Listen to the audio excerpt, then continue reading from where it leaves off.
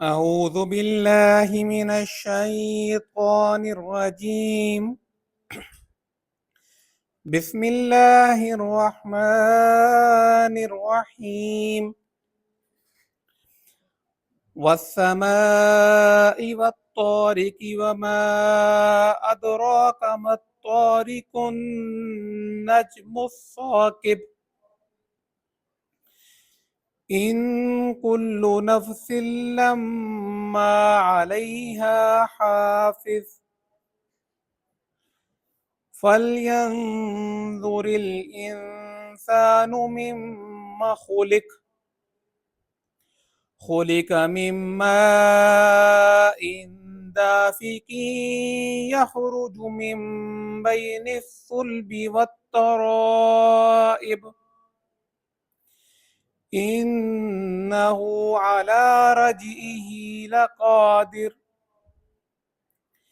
يوم تبلى السرائر فما له من قوة ولا ناصر والسماء ذات الرجع والأرض ذات الصدع إنه لقول فصل وما هو بالهزل إنهم يكيدون كيدا وأكيد كيدا فمهل الكافرين أمهلهم رويدا صدق الله العظيم.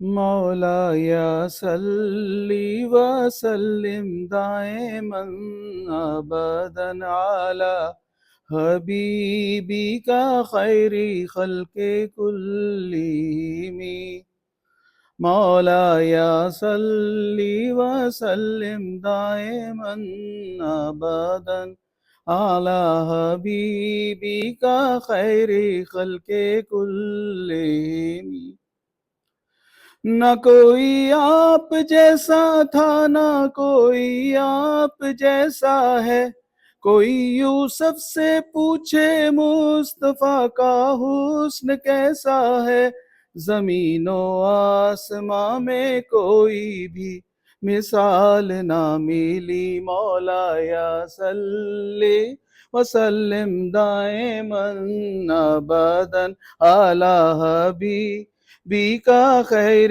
خلق کلہم دلیل زندگی وہ ہیں کمال بندگی وہ ہیں کوئی بھی دور ہو اس میں معراج آدمی وہ ہیں وہی تو دین و دنیا ہیں جو باتیں آپ نے کہی مولایا صلی وسلم دائما ابدا علی حبیبک خیر خلق کلہم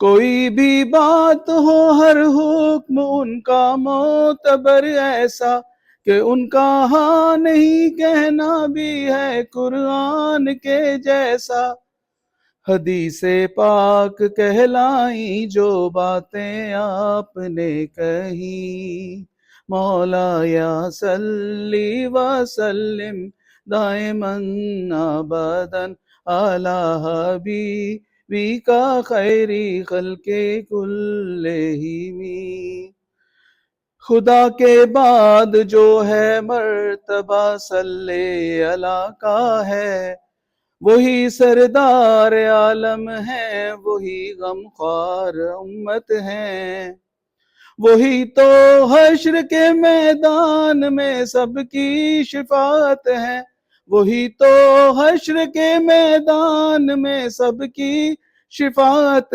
ہے عنایت کے لیے سب کی نظر ان پر لگی ہوگی مولایا صلی وسلم دائما ابدا علی حبیبک خیر خلق کلہم مولایا صلی وسلم دائما ابدا علی حبیبی کا خیر خلق کلہم. الحمد للہ رب العالمین، الصلاۃ والسلام علی رسولہ الامین وعلی آلہ واصحابہ اجمعین والعاقبۃ للمتقین. السلام علیکم ورحمۃ اللہ وبرکاتہ. سیرت النبی صلی اللہ علیہ وسلم کا سلسلہ چل رہا ہے، اور آخری دفعہ جب ہم لوگوں نے بات کی تو اس میں ذکر ہوا تھا کہ تحویل قبلہ کا مطلب ہوتا ہے کہ قبلہ جب چینج کر دیا، یعنی بیت المقدس سے اللہ تعالیٰ نے نبی کریم صلی اللہ علیہ وسلم کی ایک طرح سے خواہش پہ، دعا پہ، جو خانہ کعبہ ہے اس کو مسلمانوں کا قبلہ بنا دیا. اب جیسے ہی ہجرت کمپلیٹ ہوتی ہے تو آپ دیکھیں کہ بڑی تیزی سے اللہ سبحانہ و تعالیٰ اس نئی امہ کو جو ہے وہ پے در پہ جو اتھارٹیز ہیں اور ان کو نئی امہ جس کو بیسیکلی آپ کہہ لیں کہ دنیا کی امامت جو ہے وہ دی جا رہی ہے، اس کے لیے چیزیں جو ہیں وہ لیئر ڈاؤن کی جا رہی ہیں اللہ تعالیٰ کی طرف سے. مختلف احکامات آتے جا رہے ہیں. جیسے لاسٹ ٹائم ہم لوگوں نے دیکھا تھا کہ مکی اور مدنی دور ہے، جیسے مکہ کا دور ہے اور مدینہ کا دور ہے، اور اسی طرح مکی قرآن ہے اور مدنی قرآن ہے، جو مدینہ میں نازل ہوا ہجرت کے بعد خاص طور پہ، اور جو مکہ میں نازل ہوا. مکی قرآن کی خاصیت یہ ہے کہ اس میں جب ہم سنتے ہیں تو زیادہ تر چیزیں کیا آ رہی ہیں کہ توحید پہ، رسالت پہ اور آخرت پہ. موسٹلی جو ہے 13 سال تک جو صورتیں نازل ہوئیں وہ ان کا موضوع جو تھا وہ یہ رہا تھا.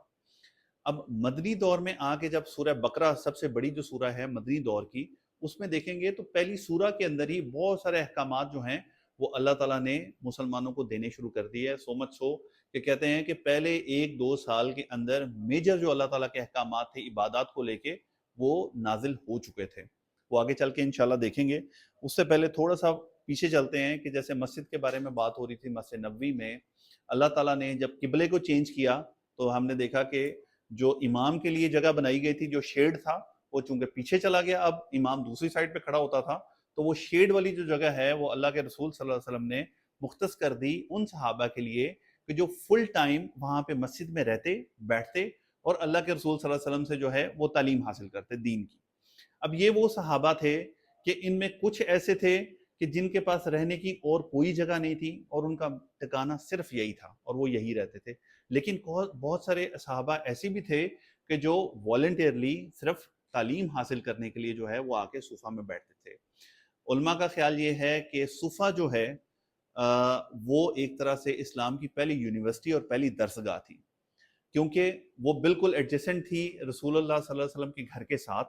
تو اللہ کے رسول صلی اللہ علیہ وسلم جب بھی آتے، آپ سمجھیں کہ وہ جیسے ہی رسول اللہ صلی اللہ علیہ وسلم باہر آتے تو وہ نوٹ ڈاؤن کرنا چیزیں شروع کرتے، جو وہ کہتے، جو وہ کرتے، جو احکامات دیتے، جو لوگ ان سے ملنے آتے، ہر چیز کو وہ نوٹ ڈاؤن کرتے. اور اس کے بعد وہ چیزیں آگے بھی لوگوں کو تک پہنچاتے، اور جو باہر سے کوئی آتا، کوئی نیا قبیلہ ہے، کوئی نئے لوگ ہیں جو مسلمان ہو کے مدینہ میں آتے ہیں، تو اللہ کے رسول صلی اللہ علیہ وسلم ان کو ان کے ساتھ بٹھاتے کہ آپ ان کو تعلیم دو قرآن کی، نمازوں کی اور ان سب بیسک چیزوں کی. تو صفہ، اصحاب صفہ جو ہیں ان کی بڑی خاص جو ہے وہ قدر و منزلت تھی رسول اللہ صلی اللہ علیہ وسلم کی نظر میں. اس کے اندر کئی وقت ہوتا کہ 15-20 صحابی ہوتے، اور کئی وقت ایسا ہوتا کہ 70 کے قریب جو ہیں وہ لوگ وہ صفہ کے وہاں پہ ہوتے تعلیم و تدریس کے لیے. اس میں بہت سارے جو ہیں مشہور صحابی بھی ہیں، ان کا آگے چل کے نام دیکھیں. لیکن ایک صحابی جن کو ہم حضرت ابو ہریرہ رضی اللہ تعالیٰ عنہ کے نام سے جانتے ہیں، یہ سب سے فیمس صحابی ہیں. اور حضرت ابو ہریرہ کے بارے میں آتا ہے کہ یہ مسلمان ہوئے خیبر کے بعد. آپ سمجھ لیں کہ ہجرت کرنے کے بھی کچھ 6-7 سال کے بعد. اس کے باوجود سب سے زیادہ احادیث جو ہیں نریٹ کرنے والی وہ حضرت ابو ہریرہ ہیں. یہ بھی کوئی اس کو ایک کوشچن ہو سکتا ہے کہ سب سے زیادہ احادیث جو ہیں وہ کون سے صحابی نے نریٹ کی تھی. حضرت ابو ہریرہ ہیں جنہوں نے سب سے زیادہ احادیث نریٹ کی. سو مچ سو کہ بعد میں آنے والے لوگ جو ہیں وہ ان کے اوپر اس چیز کا اعتراض کیا کرتے تھے کہ کیسے ہو سکتا ہے کہ اتنی زیادہ احادیث انہوں نے نریٹ کر دی، حالانکہ یہ بہت بعد میں جا کے مسلمان ہوئے تھے. تو وہ خود اس کا جواب دیتے ہوئے کہتے تھے کہ اللہ کی قسم اگر مجھے یہ پتہ نہ ہوتا، اللہ کا یہ والا حکم مجھے میرے علم میں نہ ہوتا کہ جس کے پاس اللہ تعالیٰ کی بات پہنچی، نبی کریم صلی اللہ علیہ وسلم کا فرمان پہنچا اور اس نے علم کو اپنے پاس چھپا کے رکھا اور آگے نہیں پہنچایا، اس کا ٹکانہ جو ہے وہ دوزخ ہوئے گا یا برا ہوگا، تو میں کبھی اتنی نریشنز نہ کرتا. جنہوں نے نریٹ نہیں کیا، جو سینئر صحابہ تھے، ان کی اپنی وجہ تھی. جیسے ہمیں دیکھنا چاہیے کہ اللہ کے رسول صلی اللہ علیہ وسلم کے سب سے قریب تو حضرت عمر اور حضرت ابو بکر رہے، لیکن بہت گنتی کی چند احادیث جو ہیں وہ ان سے مروی ہیں. خیر، تو حضرت ابو ہریرہ جو ہیں وہ ان سے بہت سب سے زیادہ احادیث جو ہیں وہ مروی ہیں. اور اگر اصحاب صفا کے بارے میں دیکھیں کہ اللہ کے رسول صلی اللہ علیہ وسلم کے نظر میں ان کی کیا قدر و منزلت تھی، سب سے جو لاڈلی اور پیاری بیٹی تھی اللہ کے رسول صلی اللہ علیہ وسلم کی، وہ آپ کو پتہ ہے کہ حضرت فاطمہ رضی اللہ تعالیٰ عنہ تھی. ایک دفعہ حضرت علی نے کہا حضرت فاطمہ کو کہ آپ جائیے، بہت سارے غلام آئے ہیں، تو آپ بھی رسول اللہ صلی اللہ علیہ وسلم سے کہیں کہ اب آپ کو کوئی غلام عطا کر دیں تاکہ آپ کے گھر کے جو کام ہیں ان کے لیے آسانی ہو جائے. تو حضرت فاطمہ رضی اللہ تعالیٰ عنہ گئی رسول اللہ صلی اللہ علیہ وسلم کے پاس اور مانگا کہ مجھے کوئی اگر آپ غلام عطا کر سکتے ہیں تو غلام عطا کر دیں.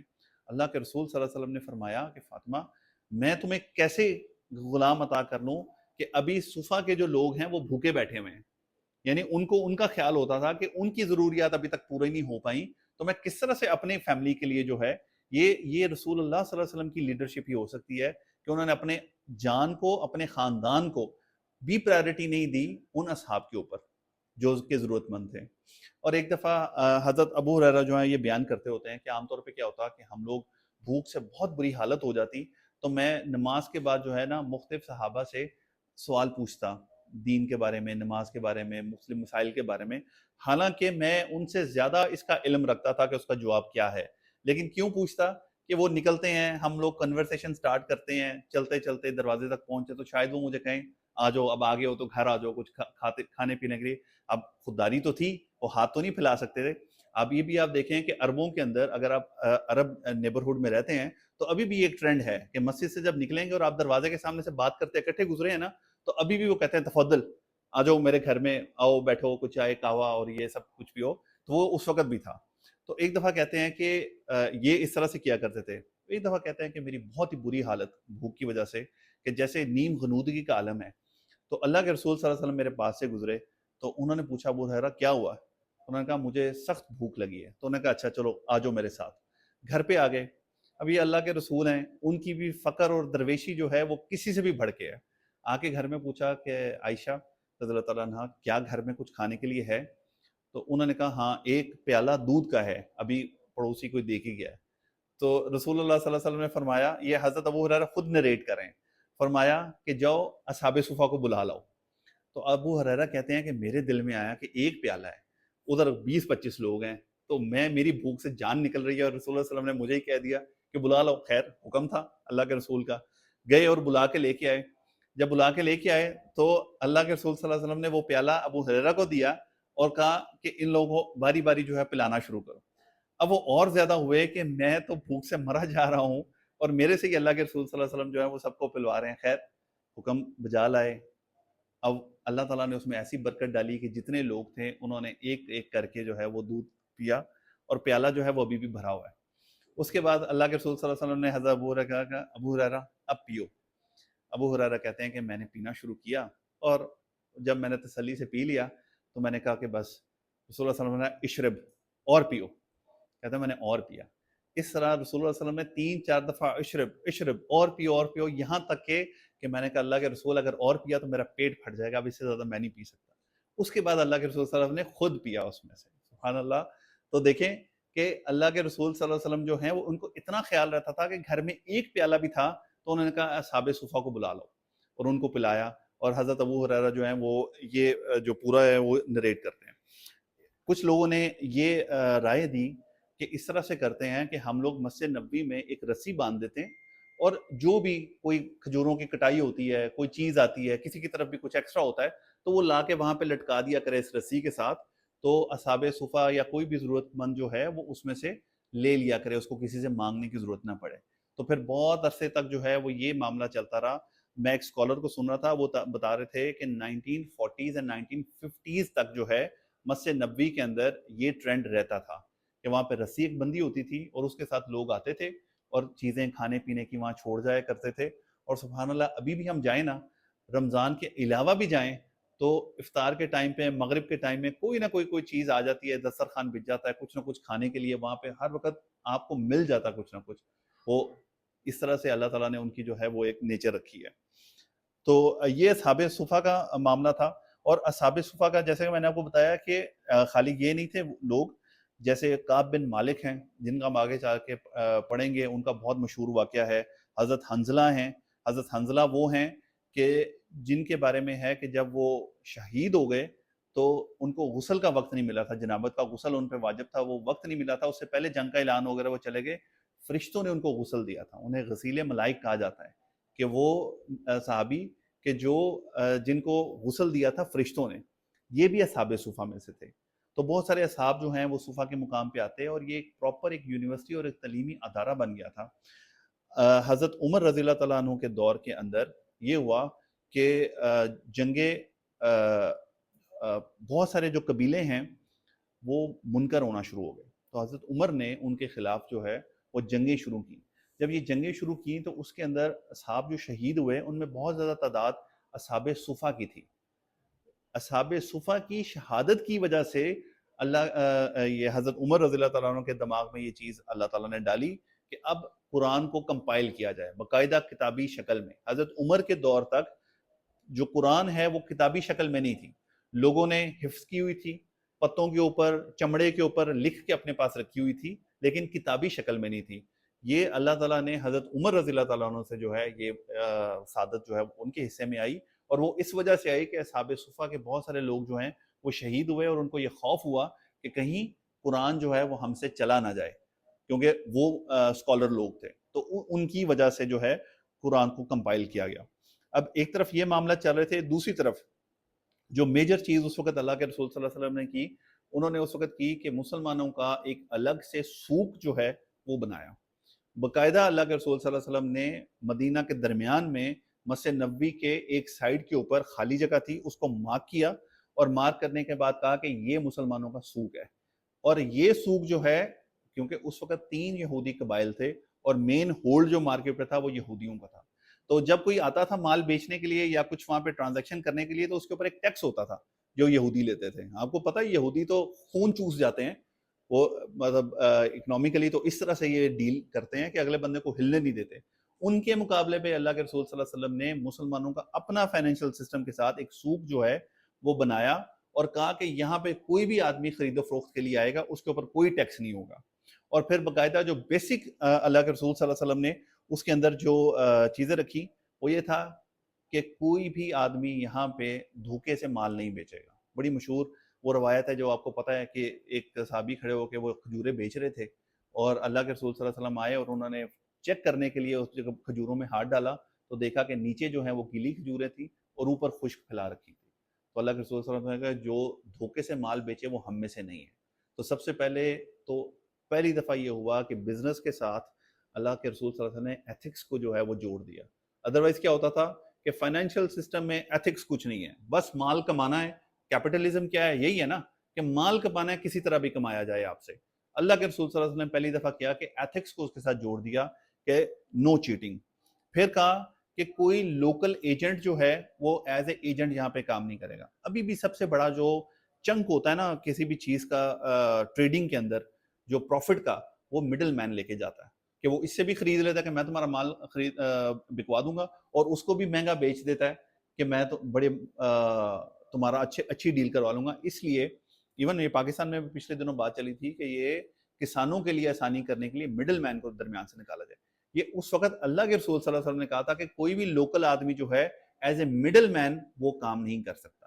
یعنی باہر سے اگر کوئی دور سے کسی دوسرے شہر سے بدو آ رہا ہے تو وہ اپنے حساب سے دیکھے گا کہ اس کو کیا پرائس جو ہے وہ ٹھیک لگتی ہے، وہ اس پہ خریدے گا ڈائریکٹ سیلر کے ساتھ، بروکر نہیں ہوئے گا بیچ میں. ٹھیک ہے. اور خاص طور پہ اللہ کے رسول صلی اللہ علیہ وسلم نے بنایا اس طرح سے کہ لوکل بروکر نہیں ہوئے گا. یعنی مدینہ کا آدمی جو کہ جانتا ہے پوری مارکیٹ کو اور وہ جانتا ہے کہ میں کیسے فائدہ لے سکتا ہوں، وہ as a broker as a middle man کام نہیں کر سکتا. اس طرح سے فائنینشیل انڈیپینڈنس جو ہے وہ مسلمانوں کو دی. اب آپ دیکھیں کہ جیسے ہی مسلمان آئے اللہ کے رسول صلی اللہ علیہ وسلم نے سب سے پہلے ان کا جو سوشل سسٹم تھا وہ ان پلیس کیا مواخات کے ذریعے. اس کے بعد سب سے پہلے ایک کمیونٹی جو ہے وہ ڈیولپ کی مسجد کے ذریعے. جیسے ہی مسجد بن گئی تو اس کے بعد اب نماز کا جو پورا سسٹم ہے، جیسے ہم نے ابھی پچھلی دفعہ دیکھا تھا کہ مکہ کے اندر نماز فرض ہو چکی تھی لیکن 2 رکعتوں میں تھی. مدینہ میں آنے کے بعد اللہ سبحانہ و تعالیٰ نے اس کو اس حالت میں کیا جس حالت میں ہم آج پڑھتے ہیں اس کو، یعنی فجر کی صرف 2 ہیں، باقی 4 اور 3 جو ہیں وہ مغرب کی، یہ مدینہ میں جا کے ہوا۔ مسجد بھی اسٹیبلش ہو گئی، اذان کا سسٹم بھی ہو گیا۔ اگلی چیز اللہ کے رسول صلی اللہ علیہ وسلم نے کی کہ اپنا معاشی نظام جو ہے وہ ان پلیس کیا۔ آپ دیکھیں کہ کتنی تیزی سے اللہ کے رسول صلی اللہ علیہ وسلم کو جیسے ہی اللہ تعالیٰ نے موقع دیا، ایک جگہ ایک ایریا جو ہے وہ ان کے تسلط میں آیا، انہوں نے ہر چیز اسلامکلی اسٹیبلش کرنی شروع کر دی۔ مسلمان کبھی بھی اپنے کسی بھی سسٹم کے لیے کسی دوسری غیر قوم پہ ڈیپینڈنٹ نہیں ہونا چاہیے۔ یہ اس چیز کا جو تعلیم ہے ہمیں اس سے ملتی ہے۔ ابھی تک مسلمان جو ہیں وہ اس قدر اسٹیبلش نہیں ہو گئے تھے کہ وہ یہود کے برابر میں آ کے ٹریڈنگ کر سکتے یا اپنا فائنینشیل سسٹم کھڑا کر سکتے، لیکن اس کے باوجود اللہ کے رسول صلی اللہ علیہ وسلم نے اسی وقت اس کی بنیاد رکھ دی تھی۔ ہمارے لیے سب سے بڑا مسئلہ آج کل کے دور میں کیا رہا ہے، ہر چیز کے لیے ہم اپنی تعلیمی نظام ہو یا ہمارا فائنینشیل سسٹم ہو یا ہمارا سوشل سسٹم ہو، کوئی بھی چیز ہم نے نارمز بھی اپنی لینی ہے نا، ڈریس کوڈ بھی لینا ہے، تو ہم دوسری قوموں سے لیتے ہیں۔ ہمارے اپنی قوم کا آپ دیکھیں کہ ہم نے ابھی پڑھا تھا کہ ہجرت کے وقت حضرت عمر کے وقت جب وہ موقع آیا تو انہوں نے کیلنڈر بھی اپنا بنایا، کیلنڈر بھی انہوں نے اپنا اسٹیبلش کیا کہ ہم دوسروں کے کیلنڈر کے اوپر کام نہیں کریں گے۔ تو اللہ نے جب ہمیں ایک انڈیپینڈنٹ قوم اور ہر ایک کے اوپر فضیلت دینے والی قوم بنایا، تو پھر کیوں نہ ہم لوگ ہر چیز اپنی استعمال کریں، جبکہ ہمارے آباء و اجداد نے اس کو اسٹیبلش کر کے ہمیں دیا۔ تو یہ اب دیکھیں کہ مدینہ آئے ہوئے ابھی تک 2 سال کمپلیٹ نہیں ہوئے، اپنا سوق آ گیا۔ اس کے بعد کیا ہو گیا کہ اللہ تعالیٰ نے 2 سال کے اندر اندر ہجرت کے بعد جو پہلا سال آیا اس میں رمضان کا، اس کے اندر محرم کا 10 محرم کا جو روزہ تھا وہ واجب قرار دیا، یعنی اس وقت 10 محرم کا روزہ جو ہے وہ سب کے اوپر واجب ہوا کہ وہ رکھنا لازم ہے۔ اور اگلا سال جیسے ہی آیا تو اس کو نفلی روزہ کر دیا گیا، اور روزے جو ہیں رمضان کے وہ فرض کر دیے گئے مسلمانوں پہ۔ انیشلی البتہ یہ تھا کہ اگر آپ روزہ نہیں رکھ سکتے تو آپ اس کے بدلے میں فدیہ دے سکتے ہو، لیکن اس کے بعد جا کے یہ چیز منسوخ ہو گئی کہ اب آپ فدیہ نہیں دے سکتے، اب آپ کو قضا رکھنی پڑتی ہے۔ پہلے کیا ہوتا تھا کہ آپ کی مرضی ہے، روزہ رکھنا چاہتے ہو روزہ رکھ لو، فدیہ دینا چاہتے ہو فدیہ دے دو۔ تو یہ تدریجاً اللہ تعالیٰ نے اس کو پھر فرض کیا کہ اب آپ کو روزہ رکھنا ہی ہے، اگر نہیں رکھتے آپ یا کسی وجہ سے چھوڑ دیتے ہو تو پھر قضا ہوتی ہے۔ سب سے پہلے زکوٰۃ جو ہے وہ فرض ہوئی، زکوٰۃ الفطر جسے ہم صدقۃ الفطر کہتے ہیں، سب سے پہلے یہ فرض ہوئی۔ اس کے بعد اگلے سال جو ہے وہ زکوٰۃ مال جو ہے وہ اللہ تعالیٰ نے امپلیمنٹ کی، کہ جو آج ہم جو ہیں وہ زکوٰۃ، تو اللہ تعالیٰ نے تدریجاً جو ہے سوائے حج کے، کیونکہ اس وقت تک حج کے لیے احکامات یا اس طرح سے نہیں آ سکتے تھے، کیونکہ جو قبلہ ہے وہ ہمارے پاس تھا ہی نہیں، مسجد نبوی جو ہے وہ خانہ کعبہ جو ہے وہ مسلمانوں کے تسلط میں تھا ہی نہیں، وہ تو قریش کے پاس تھا۔ تو حج کے علاوہ تمام جو احکامات اور جماعت باتیں ہیں اللہ سبحانہ و تعالیٰ نے ہجرت کے پہلے 2 سال کے اندر مسلمانوں کے اوپر نازل کر کے فرض کر دی۔ یعنی جیسے ہی ایک جگہ ایسی مسلمانوں کو نصیب ہوئی جس میں امن کے ساتھ وہ رہ سکتے تھے اور اپنے دین کو پریکٹس کر سکتے تھے، اللہ تعالیٰ نے وہ ساری کی ساری جو ہے معاملات اور عبادات وہ پوری کر دی۔ اس سے ہمیں کیا پتہ لگتا ہے کہ اللہ تعالیٰ نے اس امت کی، اس قوم کی تربیت 13 سال تک کی، 13 سال۔ اس کے بعد جا کے یہ اس قابل ہوئے اور اس قدر پختہ ہوئے کہ اللہ تعالیٰ نے پھر ان کے اوپر احکامات اور باقی سارے جو معاملات ہیں وہ چیزیں کی۔ آج کے دور میں یہ بھی ایک بحث ہے کہ کیا ہم دین کے اوپر عمل تدریج کے ساتھ کریں گے یا ہم اس کو پھر جیسا کا جیسا یہ نازل ہو چکا ہے اس کے ساتھ کریں گے۔ تو جو غالب رائے ہے وہ یہی ہے کہ جب اللہ نے دین کو مکمل کر دیا نا، تو اب آپ کو عمل تو اس مکمل ہوئے دین پہ ہی کرنا ہے۔ اب آپ یہ نہیں کہہ سکتے کہ اچھا تھوڑا عرصہ کوئی نیا مسلمان ہوا ہے نا تو اس کو کہتے ہیں روزے رکھنے ہیں تو رکھ لو، نہیں تو چارجز پے کر دینا، مسئلہ نہیں ہے، بعد میں کچھ سال 2 سال کے بعد تم جو ہے وہ پکے کر لو۔ یہ نہیں ہو سکتا۔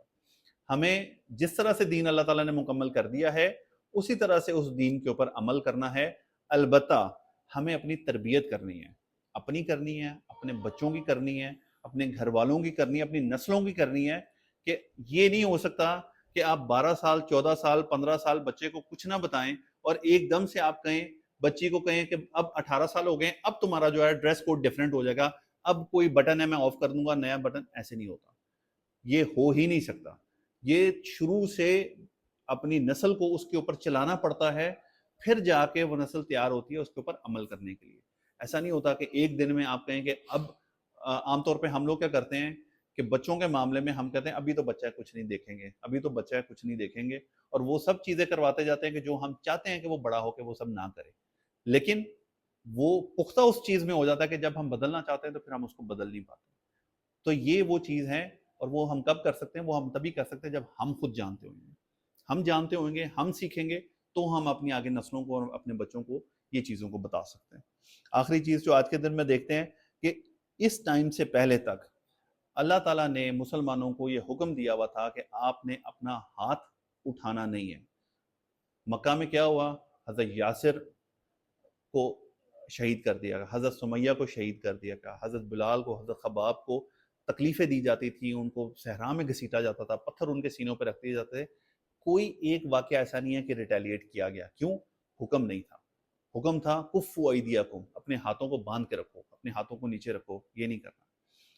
اب جا کے مدینہ کے اندر یہ حکم آیا کہ اب آپ کو اجازت ہے، یعنی ابھی بھی جہاد کو یا قتال کو فرض نہیں کیا، ابھی بھی اجازت دی کہ آپ کو اجازت ہے کہ اگر آپ کے ساتھ کوئی زیادتی کرے تو آپ ریٹیلیٹ کر سکتے ہو، ٹھیک ہے۔ پھر اس سے اگلا جو ہے وہ آیا کہ آپ کے اوپر فرض کر دیا گیا جہاد، اب آپ کو جہاد کرنا ہی کرنا ہے، اب آپ کو لڑائی کرنی ہی کرنی ہے۔ اس کے اندر پھر ایک موقع آیا کہ ابھی آپ کو جہاد کا حکم دیا گیا اور اجازت دی گئی صرف قریش سے لڑنے کے لیے، جو مکہ تھے، قریشی تھے، ان کے ساتھ صرف آپ لڑ سکتے ہیں۔ اور آخری مرحلہ جو آیا تھا وہ یہ آیا تھا کہ اللہ کے رسول صلی اللہ علیہ وسلم نے پوری دنیا کے جزیرۃ النما عرب سے باہر بھی جو تھے، رومیوں کے ساتھ بھی جنگ کی، باقیوں کے ساتھ بھی جنگ کی، وہ آخری موقع آیا تھا۔ تو آپ دیکھیں کہ اللہ سبحانہ وتعالیٰ نے دین کو کسی بھی جذباتیت سے اوپر اٹھ کے جو ہے وہ مسلمانوں پہ نازل کیا ہے، تدریجاً ایک ایک چیز اس طرح سے کی اللہ تعالیٰ نے کہ انسان اس کے ساتھ اپنے آپ کو کمپیٹیبل کرتا چلا جاتا ہے، اور پھر اللہ تعالیٰ جو ہے وہ اس کا لیول جو ہے وہ بڑھاتا چلا جاتا ہے۔ تو اسی لیے ہم لوگوں میں بھی یہی چیز ہونی چاہیے کہ جب دین کی طرف ہم متوجہ ہوتے ہیں تو عام طور پہ یہ ہوتا ہے کہ جب دین کی طرف متوجہ ہوتے ہیں تو ہم لوگ انتہائی شدت کے ساتھ ایک دم آتے ہیں، ہر چیز کو کرنے کی کوشش کرتے ہیں، اور الٹیمیٹلی کیا ہوتا ہے کہ تھوڑے عرصے بعد ہم تھک جاتے ہیں اور نیچے کر دیتے ہیں۔ یہ کوئی بھی نوجوان ہوئے گا، بچہ ہوئے گا یا بڑا ہوئے گا، جو بھی ایک دم دین کی طرف آئے گا نا، یہ فیز اس پہ آتا ہی آتا ہے کہ وہ ایک دم سے شدت کے ساتھ آتا ہے کہ ہر چیز کر دوں میں، لیکن وہ کر نہیں پاتا، وہ تھک جاتا ہے۔ اس سے بہتر یہ ہوتا ہے کہ جو جیسے جیسے آہستہ چیزوں کو اڈاپٹ کرتا جائے اور وہ چیزیں لیتا جائے کہ جس میں وہ اپنے آپ کو پختہ کرتا چلا جائے۔ تو یہ چیزیں اللہ تعالیٰ کے رسول صلی اللہ علیہ وسلم کی سیرت کو پڑھنے کا اور اس کے اوپر غور کرنے کا یہ فائدہ ہے کہ ہمیں اپنی زندگی کے لیے، اصل مقصد تو یہ ہے نا کہ اپنی زندگی کے لیے ہمیں اس سے کیا سبق ملتے ہیں وہ ہم حاصل کریں، اور جتنا اس پہ پھر عمل کر سکتے ہیں اتنا عمل کرنے کی کوشش کر سکیں۔ تو اللہ تعالیٰ سے دعا ہے کہ اللہ تعالیٰ ہمیں اس پہ عمل کرنے کی اور اس کو سمجھنے کی توفیق عطا فرمائے۔ وآخر الدعوانا الحمد للہ رب العالمین۔